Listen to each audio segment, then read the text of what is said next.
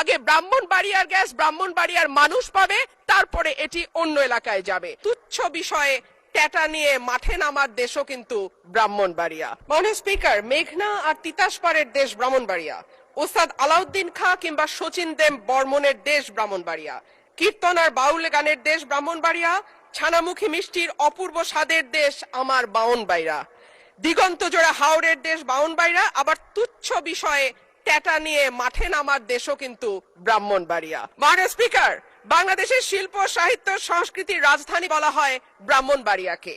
এই মাটিতে একদিকে যেমন সুর সম্রাট ওস্তাদ আলাউদ্দিন খাঁ বা শচীন দেব বর্মনের জন্ম হয়েছে, তেমনি এই মাটিতে জন্ম নিয়েছেন ধীরেন্দ্রনাথ দত্ত বা অলি আহাদের মতন সংগ্রামী চরিত্র, যাদের কল্যাণে বাংলা আজকে আমাদের রাষ্ট্রভাষার স্বীকৃতি পেয়েছে। মাননীয় স্পিকার, আমার নির্বাচনী এলাকা ব্রাহ্মণবাড়িয়া 2 এর অন্তর্গত আশুগঞ্জ একটি শিল্প নগরী। এখানে আছে সার কারখানা, বিদ্যুৎ কেন্দ্র, চাল কল, মিল, ফ্যাক্টরি, আছে বন্দর।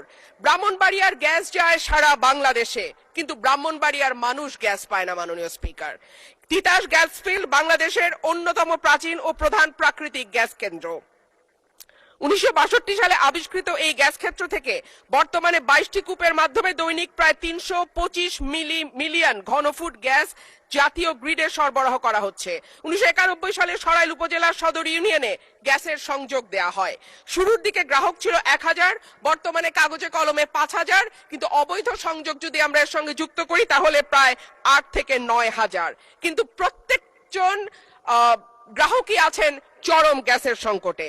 সরাইল সদরে 1.5 কিলোমিটার এলাকায় 6 ইঞ্চি এবং 1 কিলোমিটার এলাকায় 4 ইঞ্চি ব্যাসের পাইপ দিয়ে গ্যাস সঞ্চালন লাইন টানা হয়েছে। এরপরে পাড়ায় পাড়ায় 2 ইঞ্চি ব্যাসের পাইপ বসানো হয়েছে। কিন্তু সমস্যা হলো সকাল 7টা থেকে দুপুর 2টা পর্যন্ত গ্যাসের কোনো চাপ থাকে না, চুলা মিটমিট করে জ্বলে।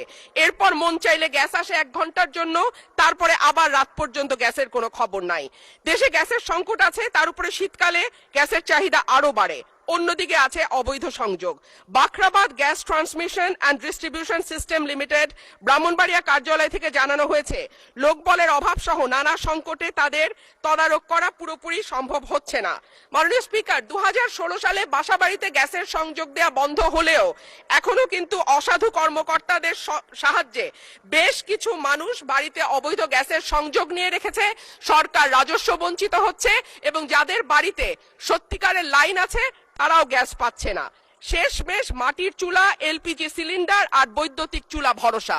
কিন্তু মাননীয় স্পিকার, আমাদের জীবন মানের এখন এমন উন্নয়ন হয়েছে যে গ্রাম বা মফস্বল এলাকাতেও এখন কিন্তু মানুষ ফ্ল্যাটে থাকে, পাকা বাড়িতে থাকে। উঠান এখন অনেকটাই বিলাসিতা।